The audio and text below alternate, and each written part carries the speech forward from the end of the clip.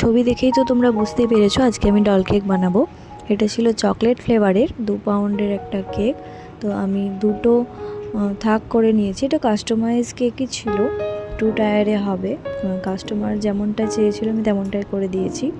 দেখো প্রথমে নিচের লেয়ারটা আমি ক্রাম কোটিং করে নিচ্ছি, তারপর পিঙ্ক কালারের ফ্লাওয়ার হবে। তো পিঙ্ক কালারেরই ফ্লাওয়ার করেছি, যেহেতু কালার বেশি অ্যাড করলে তেতো হয়ে যায়। তো কাস্টমারকেও বলে দিয়েছিলাম, তো ওরা বলেছিল যে হালকা পিঙ্ক কালারের মধ্যেই করে দেবে।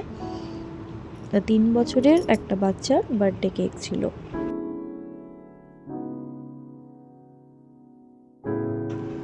দুটো লেয়ারেই আমি পিঙ্ক কালারের ফ্লাওয়ার করে দিয়েছিলাম, আর হোয়াইট স্টার নজল দিয়ে ওপরেরটা ফ্লাওয়ার বানিয়ে নিয়েছিলাম, আর কিছু সুগার বল অ্যাড করেছিলাম।